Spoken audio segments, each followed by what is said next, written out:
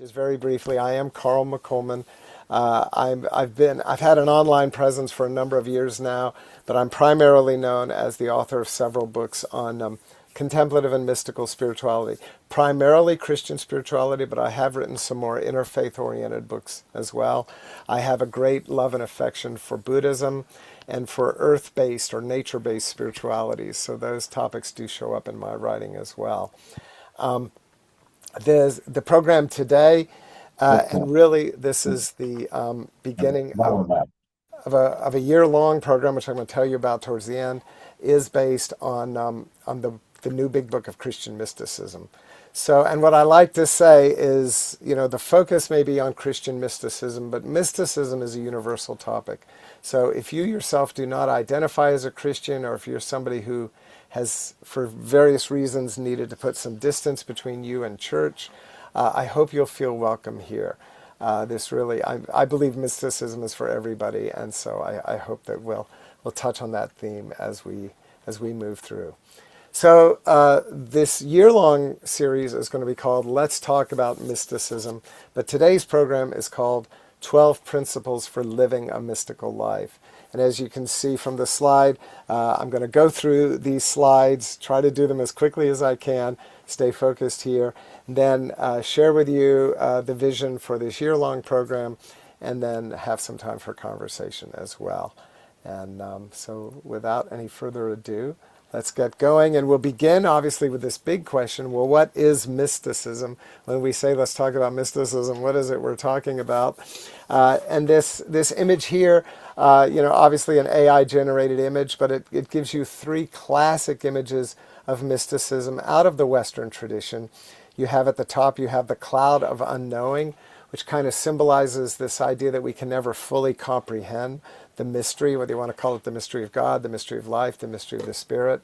There's always a hiddenness to it. Then in the middle we have, from Teresa of Avila, the concept of the interior castle. And that's the idea that our souls, our bodies, our hearts are castles in which the Spirit dwells. So there's this emphasis that the mystery is bigger than the universe, bigger than the sky, but that it's also intimate enough to be dwelling in our own heart. And then finally at the bottom we have the desert. The desert, of course, represents Jesus' 40 days in the wilderness, but it also represents Moses' 40 years in the wilderness, and then the teachings of the desert mothers and fathers, who are often credited with being the first mystics of the Western tradition. And so why the desert? Well, the desert implies maybe a spirit of simplicity, a spirit of austerity, a spirit of release, that kind of clears the decks and makes us available for the mystery that we encounter in this particular approach to spirituality. Obviously, there's a whole lot more. I could spend this whole hour just trying to answer that question, what is mysticism? But that's just a little bit to kind of get us going here. And I'd like to just share with you a couple of quotes that might help us a little. The first one comes from the wonderful 20th century scholar of mysticism, Evelyn Underhill, in her book Practical Mysticism. Mysticism is the art of union with reality. Again, I love this because it's not too dogmatic. Reality is a big word. It's inclusive. For some people, that's God. For some people, that's spirit. For some people, that's higher self. There's many ways we can try to describe this. But the idea is that there is this undefinable reality, this undefinable something that we are invited into union with, and that attaining or receiving or experiencing that union is really the heart of what mystical spirituality invites us to. The other quote comes from a brother David Stendhal Rast, a Benedictine monk, who wrote a wonderful book on gratitude. And this was from an interview he did on PBS a few years ago, that the mystic is not a special kind of human being, but every human being is a special kind of mystic. We all have mystic experiences, and in these peak moments, we have this experience of being one with all. There's that union with reality. He's putting it in simpler language, one with all. Those are the moments in which we feel the most alive and the most truly ourselves. So these moments of oneness, of unity, of supreme feeling alive or feeling authentic, that's what the mystical life invites us into. So Why would we follow the mystical path? And so I would suggest that mystical spirituality invites us into a life shaped by joy, grounded in compassion, and dedicated to higher consciousness. Once again, we could spend a lot of time unpacking each of these, so I'm just offering those as kind of placeholders for us right now. And with mysticism, we can go deep in one or more spiritual paths, or we can embrace the wisdom found in all contemplative traditions. So if you approach mysticism out of a dedicated commitment to Jesus Christ, you're welcome here. If you approach mysticism out of a deep love for the Buddha and the teachings of the Buddha, you're welcome here. If you approach mysticism because you find that sense of oneness or that sense of union when you're out in the wilderness, you're welcome here. All of the above, you're welcome here. So I want to just make that really, really clear. It's for everyone. You don't need a college degree, a monastic cell, or any other qualification. Not that there's anything wrong with those things, but they aren't absolutely necessary. If every person is a special kind of mystic, then there really is only one question.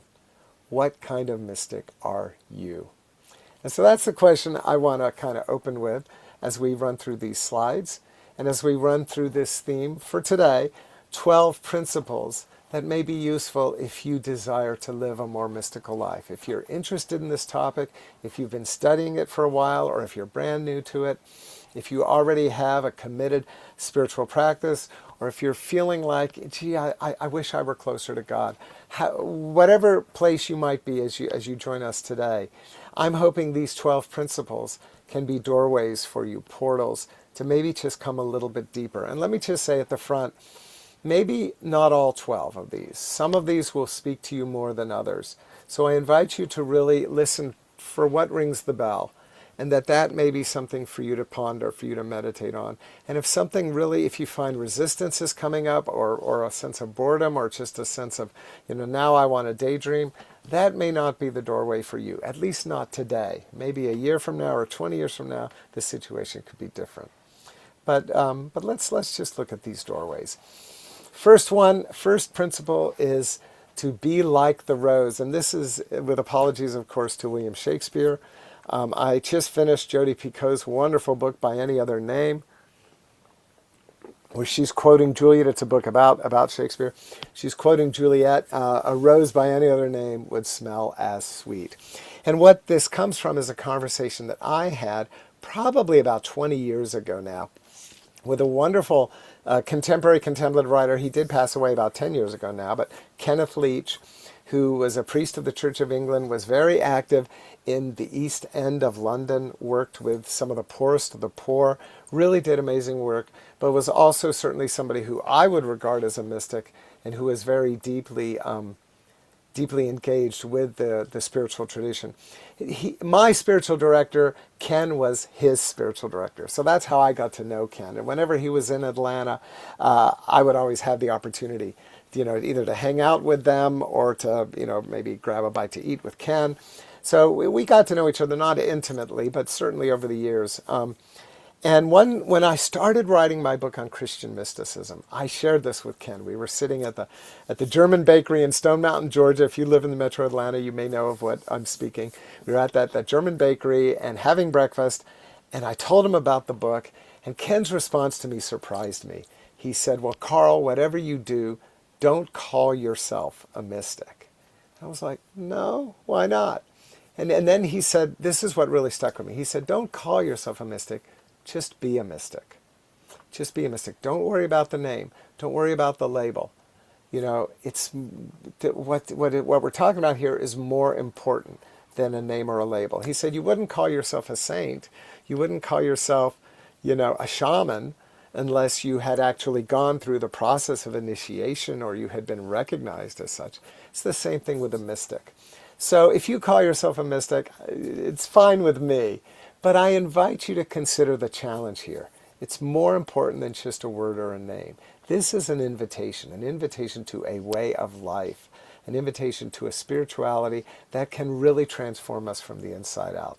Don't just call yourself it, be it. Our second principle is to get to know what you believe, what you really believe. And once again, this may seem a little counterintuitive Because after all, isn't mysticism about experience? Isn't it about, the felt presence of the mystery, of God, of spirit? Well, what I would suggest is that our beliefs frame our experience the way that a beautiful frame frames a great work of art. If you've ever, gotten a work of art framed, and you go to the frame shop and you're sitting there and you're trying all these different frames, different colors, different materials, some are metal, some are wood, so forth, some are thick, some are narrow, you realize what an impact the frame can have on the presentation of the image. And I think it's the same thing with the mystical life. Our experience of the mystery, our experience of the divine, is going to be framed by the beliefs we hold. Now, I'm not just talking about dogma here. I'm not just talking about religious doctrine, although many of us, our beliefs may be shaped by religious doctrine. But what I'm talking about is not what you hear said to you from outside you or what you read in a book. I'm talking about what you hold dearly in your heart. That's what we need to know. The late, great Malcolm X said, if you don't stand for something, you'll fall for anything. And of course, he's talking about politics, but I think it applies to spirituality as well. If we do not know the principles that direct our lives, we are at the risk of being swayed by other people's principles, other people's values, other people's dogmas. For me, dogma is not a dirty word, but it can be a dirty word. And I think that it is especially a dirty word when we submit to something that isn't even consistent with what our heart truly holds as sacred. Richard Rohr, the wonderful contemplative writer, says to discover the truth, you must become the truth. Pair that with Jesus. The truth will set you free. So what I'm inviting you here is to approach truth not just as some external, kind of benchmark by which we measure ourselves, although there may be a place for that, but especially the truth that liberates us from within, the truth that reminds us or that shows us who we truly are, and that shows us how we encounter mystery, how we encounter spirit or God or the divine. Again, there's no language to truly describe this. But there's something in us that can give us that connection, and getting to know that is an important piece of this puzzle. Practice mental hygiene. Foster affirming thoughts. This is our third principle. And what do I mean by this? Well, you may be very familiar with the concept of affirmations, the concept of using positive words or phrases to help kind of almost program our minds and our hearts towards a life that is geared towards such positive ways of thinking and believing and structuring our lives.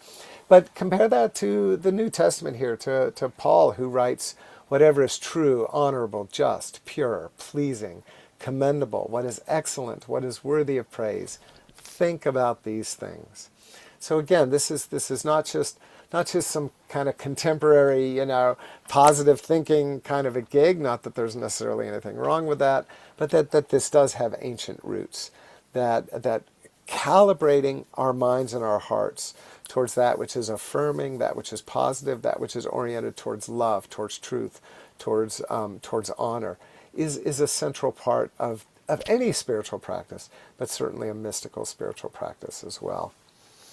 And William Blake, the poet, says, what was now proved was once only imagined. So I think this is the point where we also need to look at our imagination as a portal into the mysteries, as a portal into the spiritual life. I don't know about you, but I've never met Jesus or Buddha. They lived thousands of years ago. I meet them through books. I meet them through my heart. I meet them through my imagination. I believe we meet God, Spirit, through our imagination. We meet principles like truth or justice or happiness or joy, all the fruits of the Spirit. We meet those through our imagination. Now, our imagination can become the foundation for embodiment and for living those principles. But the imagination is really important. If you ever explore the spirituality of Ignatius of Loyola, he talks about imagination as a doorway into prayer. And so, what Blake reminds us is that it is our imagination then that can direct how we live our lives. The proof is in the pudding. The proof is in how we embody this experience. If you believe that God is a God of love and justice, are you living a life oriented toward love and justice? Are you seeking to be more loving and more just in all of your relationships? These are the kinds of questions here that can give us the engine through which we follow the mystical path or the mystical journey here. Our next principle, and for some people this is really getting to the heart of it, embrace silence and embrace mystery. The word mystic comes from a Greek word that gives us our modern words mystery, but also mute, like the mute button on your phone or on Zoom, for example. Mute, of course, is related to silence. And we see, again, out of the New Testament, this idea that in heaven, before the presence of the Holy One, there was silence for half an hour. We only did 22 minutes, for centering prayer. So we kind of did the short version. But this idea that moving into sustained periods of silence as a spiritual practice, as a form of prayer, of meditation, as contemplation, brings us into that deep place within us where we can encounter the divine presence, where we can get to know what we truly believe, what our true principles are, and we can begin to calibrate our lives accordingly. Thomas Keating, the wonderful contemplative teacher, Trappist monk, says silence is God's first language, everything else a poor translation. And of course here he is channeling some of the great mystics like Rumi or John of the Cross. So this is a constant principle here. I think another contemporary figure who says much the same thing is Rami Shapiro. Silence is a language that the divine uses to encounter us and to speak to us and to bring communication into our hearts. So getting to know that. Now, what about mystery? Well, in some ways, silence is a mystery because nobody can ever put it into words by definition. But I would also argue that, and I've been dancing with all these different words, God, Spirit, the divine, the sacred. All of those ultimately collapse back into mystery. This idea that God, I think Isaiah says, God is a God who hides.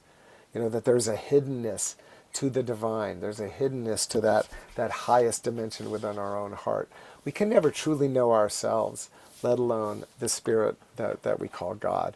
But mysticism invites us deeper into that mystery, deeper into that mystery, deeper into that mystery. It doesn't promise dogmatic certainty. It promises us open-hearted wonder and awe that leads to love and compassion. Our next principle, cultivate mystical knowledge. Knowledge precedes unknowing. Okay, these next few principles, we're going to be looking at the mind, the heart, and then the gut or the belly. And so 5, 6, and 7 kind of are a set here. So we begin with the mind. Cultivate mystical knowledge. Now you can see behind me, shelves full of books. I joke that this is the occupational hazard of contemplative spirituality, is that we tend to become pretty voracious readers. We tend to be people who want more knowledge about spirituality, about God, about the history of the interior life, of what people have taught, people who've had great mystical experiences and how they've left us words of wisdom that we can incorporate into our lives. So this is not the heart of mysticism. Once again, this is kind of like the frame rather than the print itself. But giving that print a strong frame. Another analogy could be like an engagement ring. You have the jewel and you have the setting for the jewel. The knowledge gives us a strong setting with which we can hold this jewel and really truly enter into its beauty and its mystery. Polly Murray, wonderful priest of the Church of England. Actually, fun fact, the first African-American woman to be ordained a priest in the Episcopal Church, talks about learning as a gift, learning about our existence, the existence of the universe, learning about the bounty of God's love, and that accepting that gift of divine love is to learn to be at home in God's world, even in the midst of uncertainty. So reading between the lines here, Mother Polly is telling us, Be a learner. Make learning a part of your spiritual practice. It will deepen your own sense of who you are, but it can also deepen your relationship with the silence and the mystery. Now, for a contrarian voice, a couple of these slides you'll see give kind of contrarian voices. We have a Trappist monk named Joseph Cassana, and Merton used to quote him, "Read few books and meditate on them well." Now, I think the point here is that no one of us can read it all. There are so many amazing voices in the mystical tradition, in contemplative traditions around the world. You can get caught up in this kind of addiction to, I got to read more books, I've got to learn more, I've got to fill my head with all these facts. And so Cassant puts on the brakes here, and he just reminds us that yes, learning is an important spiritual value, but sometimes we have to go deep rather than go broad. Or if we do go broad, let's pair that with those few books that we truly go deep with, or those few teachings that we truly take deep. But either way, obviously, the theme here is to make learning a part of our spiritual practice. Moving from the head to the heart. I went too far. That's okay. Cultivate a mystical heart. Embody kind of compassionate presence. And we see here parallel teachings from Jesus and the Buddha. Love one another as I have loved you, from Jesus. And let your thoughts of boundless love pervade the world. So obviously this idea of love is not just something that we hold in our hearts, but think of our heart as a chalice. We fill the chalice with the wine of divine love so that we may then share it with others. We may then pour it out into a world that is so, so thirsty for that love. Teresa of Avila talks about, do we know we are truly loving God? Again, God is so hidden. God can seem so abstract. So let's begin kind of down to earth. Let's love one another. Be assured that the more progress you make in loving your neighbor, the greater will be your love for the divine. So there's a connection there. And Jesus in his teachings, he talks about loving God with all your heart, mind, soul, and strength, loving your neighbor as yourself. So making love the doorway into the mystery in itself is just a significant spiritual practice. Next up, moving now down into the gut, into the belly, embody your practice. Be a contemplative in your gut. It's more than just thinking mystical thoughts and feeling mystical feelings. It is actually being a mystical presence in our lives and in our world. What does that mean? Now this is harder to put into words, so I'm going to just offer a couple of possible doorways. But I invite you again to hold this idea. How do I embody the mystical life? And so we have practices like walking the labyrinth. And you could also throw in here maybe yoga or Tai Chi. There's a number of different things that we do to actually embody our spirituality. Yoga is a great exercise, but yoga comes out of a spiritual tradition. And even if you yourself are not a follower of Hindu wisdom, it can be ported into whatever path you do follow. And this idea of how do I bring my body into my spiritual practice. Lauren Artris, Episcopal priest, a writer on the labyrinth, talks about how the labyrinth is a metaphor for the spiritual journey. Blueprint where the psyche meets the soul, where the smallness of the human mind meets the vastness of the spirit within. By walking the labyrinth, we imprint a pattern of wholeness onto our psyche. And I would say not just the mind, but the heart and the belly as well. So the labyrinth becomes a metaphor. We walk it, we embody that metaphor. We embody this idea of bringing a contemplative sensibility to every aspect of our lives. Another way to embody spirituality is through the breath. So obviously here I turn to the Vietnamese Zen monk Thich Nhat Hanh. Breathing is a means of awakening and maintaining full attention in order to look carefully, long, and deeply, to see the nature of all things and arrive at liberation. So even something as simple as our breath and our seeing can be doorways into higher consciousness, into greater awareness, and into truly being one with God, one with all. Next up, if we've moved from our mind to our heart to our belly, now we move to our hands. Do unto others, practice the mysticism of service. This idea that it isn't just the monk reading elevated thoughts locked away in his cloister, but it is also the friar or the nun or just the ordinary person who is out there feeding the poor, taking care of the hungry. I kind of had that backwards, didn't I? Feeding the hungry, taking care of the poor, and so forth. And I think I have the words of Jesus, who said it much better than I did, where he identifies with those people that we can serve. I was hungry and you fed me. I was thirsty, you gave me something to drink. I was a stranger, you welcomed me. I was naked and you clothed me. I was sick, you took care of me. I was in prison and you visited me. And then people say, well, wait a minute, we didn't do any of these things to you. You were never in prison, as best we can tell. And Jesus said, no, but when you did it to any one person who I see as my brother or sister, you did it to me. So even when we just serve, we serve the homeless people that live in our own community, or we serve family members who've gotten sick, any kind of heartfelt service is then given not just to the person who is receiving it, but given to the Spirit who has given all of us our lives.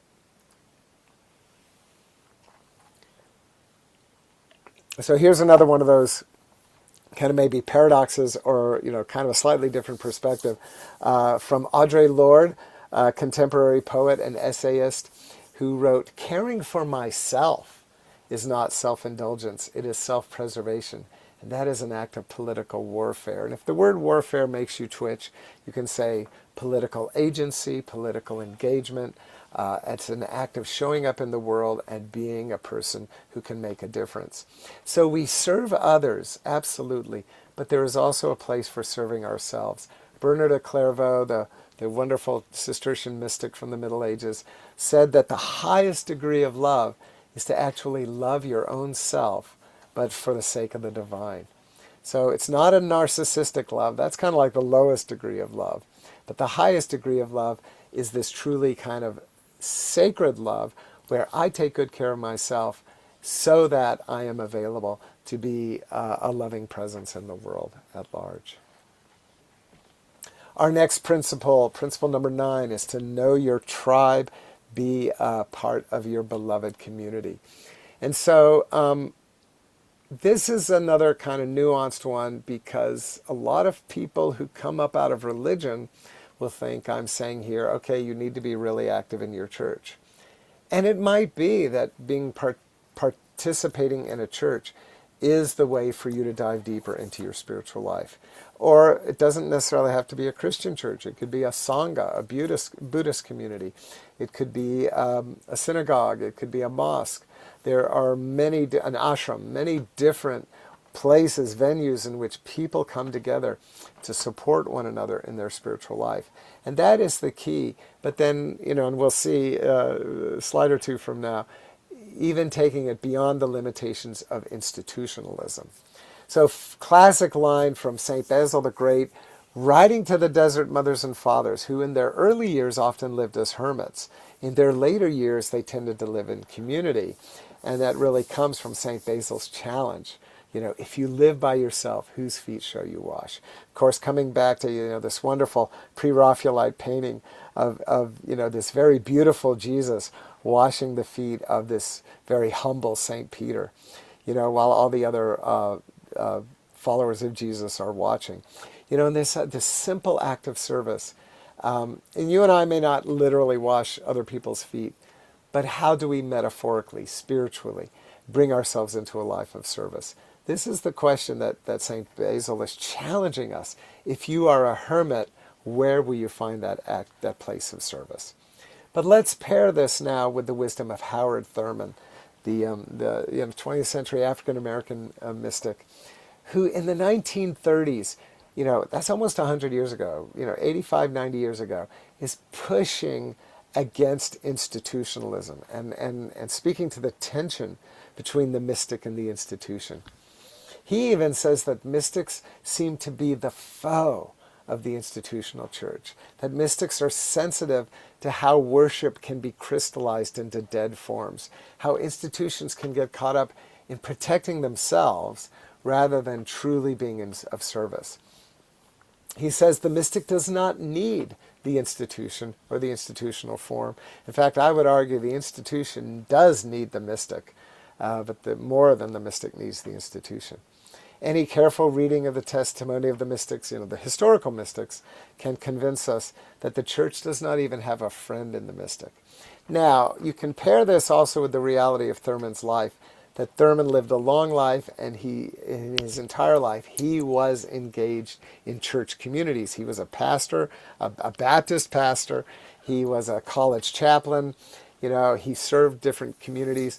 So what he's calling us here is not just to have this dualistic idea that mysticism is good and church is bad, but rather to have a very mature and nuanced understanding that the interior life is something separate from the institution. And if you are going to be a person of service in the institution, keeping that distinction conscious is really, really important, probably important for our survival. Many people in our day and age are incredibly discouraged with institutional religion.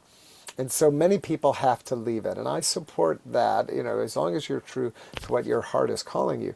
But I also support those who stay, whether clergy or laity, and really feel that this is where they are called to do their spiritual work. But again, to do it maybe with that wisdom of Howard Thurman, that we can bring an awareness that we don't 100% identify with the institutional form, that we are there to serve and maybe even to witness, but not necessarily just to blindly submit to. Next up, okay, we're at the 10th of our 12 principles now. Ooh, again, I went too far. Let me go back. Know who your others are and how you relate. And what I mean by this, 9 and 10 kind of go together. If 9 is saying know who we are, 10 is saying know who they are. And the reality is that we are all members of multiple communities. Our family is a community. Our neighborhood is a community. If we do have a church or spiritual community, that's a community, maybe the place where we work, our nation, so forth and so on. But there are always people who are not part of our communities, people who are outside for various reasons, sometimes because they have communities of their own, sometimes because they have rejected us, sometimes because we have rejected them. There's a lot of reasons why the world can be divided into us and them. I don't think it's ideal, but I do think it's real. And so part of the mystical life is not only knowing who your us is, but also coming to recognize where the thems are in your life, the people that you experience as other or who experience you as other. Sometimes this is normal, sometimes this represents a break. But either way, we need to be conscious of this reality. Jesus tells us, love your enemies, pray for those who persecute you, so that you may be children of the Creator, who makes the sun rise on everyone, on the evil and the good, who sends rain on everyone, the righteous and the unrighteous. This is not an easy teaching. I find that there are certainly people in the world, and I'm just going to mention one word, politics. But even sports. I mean, there's a lot of places where we can get so divided, and we can see, our folks wear the white hats, and those folks wear the black hats, and we can really, really get caught up into this to the point where, at its worst, it can lead to violence. It can lead to dehumanizing. It can lead to I mean, we're seeing this on the political stage right now. I don't need to overflog this horse. But not that the horse should be flogged at all, but to just acknowledge that this is a reality, and Jesus is calling us to kind of do a little bit of circuit breaking here.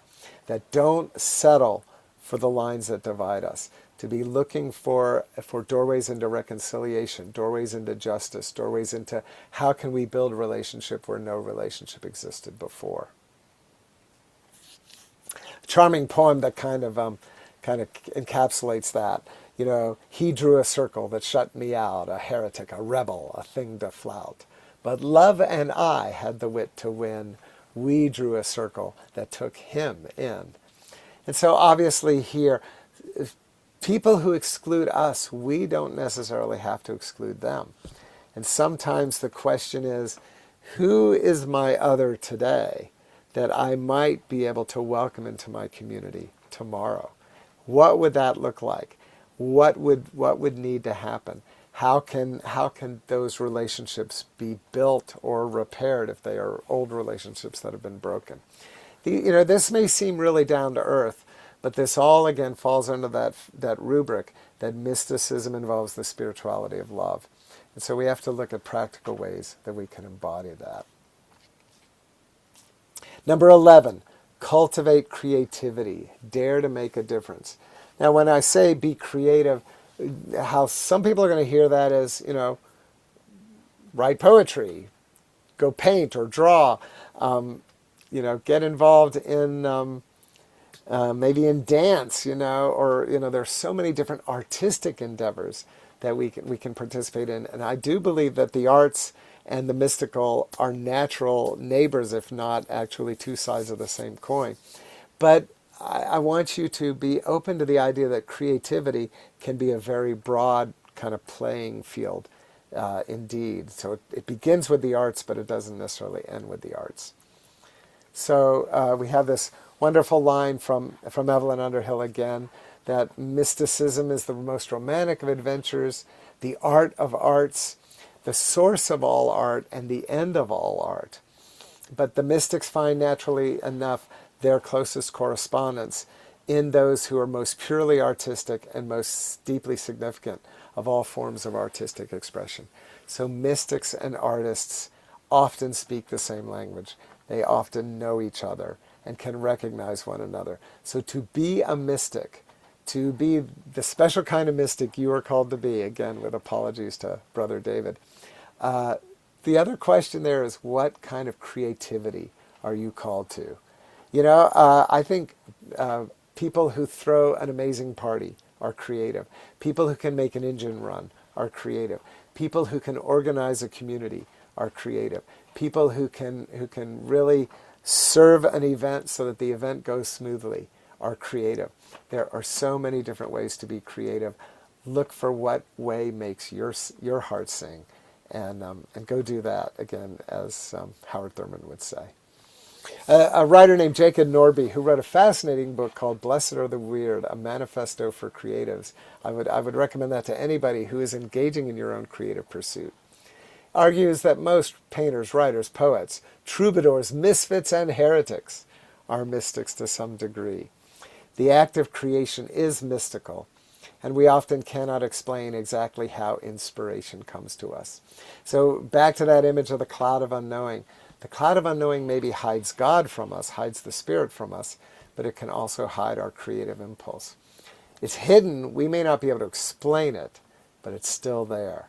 And so the question is, if we can move into the silence and the mystery in our own heart, we can often find that inspiration that leads us to be creative people.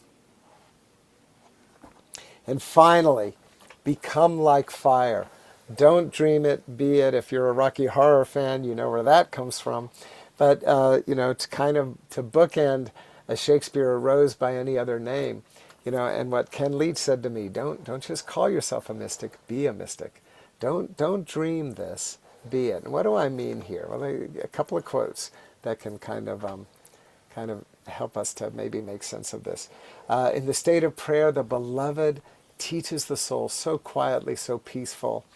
It reminds me of the temple where not a sound could be heard. Here in the divine temple, in the innermost dwelling place, God and the soul rejoice in each other, in the deepest silence. There is no reason for the mind to be stirred. It has nothing to seek, nothing to find. So this idea that if we are serious about exploring the mystical life, let's enter into that silent temple within us. And in the silence, which I cannot put into words, you cannot put into words, no one can put into words, but in the silence, the miracle happens.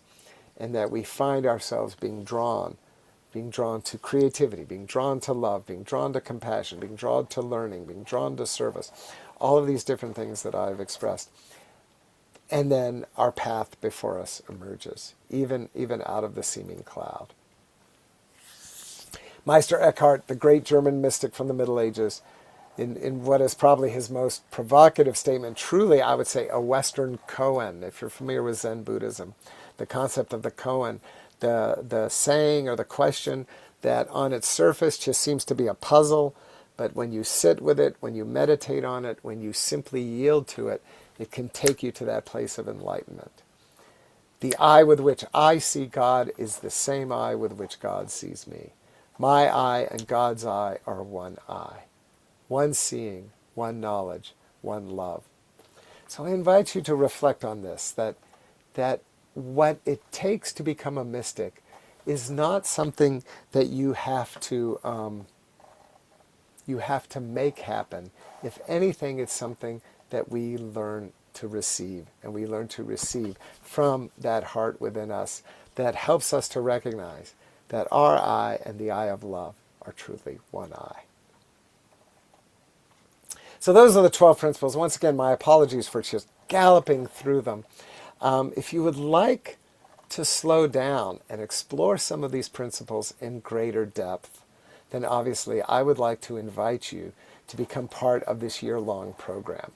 And I'm offering this program with the trust that anybody who has an interest in mysticism or an interest in centering prayer or contemplative practice, that there is a call happening within you.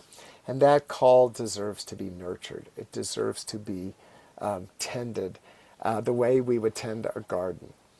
The Buddhists have a saying, enlightenment is an accident, meditation makes you accident prone. The Western mystical corollary would be experiencing divine union is an accident, mystical practice makes us accident prone. So what is mystical practice? Well, anything that we do to make ourselves available for the inflow of grace into our hearts and in our lives. We may not be able to control the experience of God, but we can control the extent to which we open ourselves up to that experience. And so when you look at those 12 steps, creating community, cultivating silence, study, just being kind and loving and supporting one another, these are all tools that just ordinary people like you and me can bring. Once again, no college degree required. You don't have to be a monk. You don't have to be an ordained person. You can be those things, but you don't have to be. Just somebody who has a beating heart and a wondering mind. You qualify to walk the mystical path. But the question is, how can we support each other on that journey to go deeper and deeper into our spiritual lives? And so what I would like to share with you is an opportunity that I want to offer through an online, a series of Zoom meetings where it's going to be less of an emphasis on me lecturing. You're not going to have to put up with this again, but more of an emphasis, maybe I'll do a brief presentation, but 10 minutes instead of 45 minutes.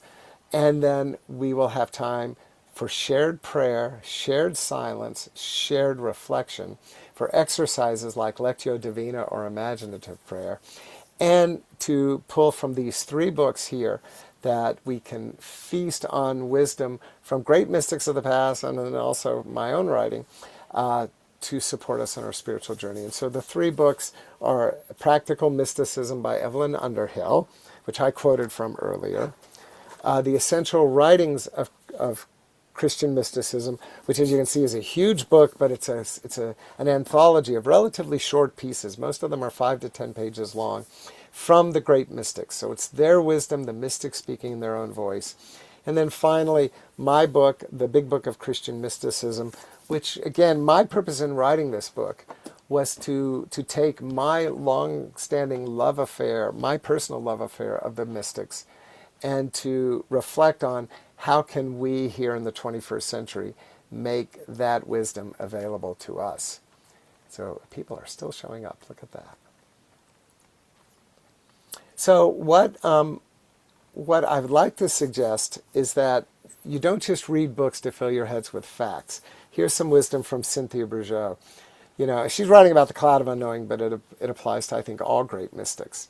Like most mystical texts, we ultimately access them from the level of consciousness at which they were written. Now you may think, wait a minute, I don't have the level of consciousness of a Meister Eckhart or a Julian of Norwich or John of the Cross. We're all beginners here.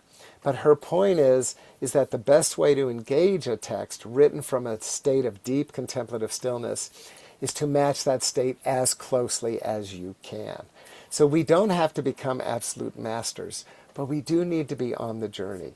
And we need to read these texts not just from a kind of academic perspective of trying to learn more, study more, but maybe again that more mystical learning that Pauli Murray talked about, of bringing our contemplative heart in resonance with these texts. We meditate our way into them rather than diving into them with the analytical mind. So again, that's the spirit that I am offering here, that I want to create, or I want us to create, co-create a forum that we can meet twice a month to begin to explore this wisdom together. And so the idea is to have a Zoom call one weeknight and one Saturday each month. I'm East Coast USA. I try to pick times that are good for Europe, that are good for even the West Coast or the Hawaiian Islands. I got an email from somebody in Australia, and they said, "Gee, you're meeting at noon." In New York, but that's 2 a.m. in Sydney. And I'm like, I'm sorry, that's how the world works. But the idea is hopefully everybody could make at least one of those two calls each month. And we will record the calls so that the ones you can't make, you can still access on your own.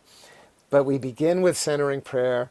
Then we dive into some writing from the books. I say a presentation, but really the writing will be central. I'll offer my own thoughts, of course, but really diving into the wisdom of the great mystics, having some conversation, but then also doing some exercises like Lectio Divina or imaginative prayer, where we really can do like Cynthia Bourgeois and try to bring that resonance together. So how do you do this? Well, the invitation is to join Patreon. Patreon is a program that it begins at just $11 a month. You can also, if you're feeling generous, you can pay $22 a month, but really $11 a month gets you in there. It'll give you access to all of these Zoom calls and all of the recordings, plus all the recordings from previous programs that I've led, including meditations, including study materials for Julian of Norwich and Howard Thurman and some other writings, and a whole series I just finished last year called Practical Mysticism, that again is more focused on my teaching, but is available. You join Patreon and you have access to that whole library. Plus then obviously the ability to participate in these Zoom calls. Again, $22 a month or $11 a month if you just need to keep the price low. If you can do it monthly or annual, you can cancel at any time. I have a small number of openings for one-on-one spiritual direction or spiritual accompaniment, but those cost $111. If you are interested in doing that, I am going to be raising the price on that in March. So that might be something you should pray about and consider signing up for sooner rather than later. Patreon was created to support creative professionals. And so you're joining this. Obviously, I hope you'll get good value out of it, but I hope you'll also recognize that you are supporting me and my work, that I will continue to be able to write my Substacks and to write hopefully some future books that will support people in the contemplative community. Those Substacks that I have are called Mystical Journey and Fullness of Joy, so you might want to check that out as well.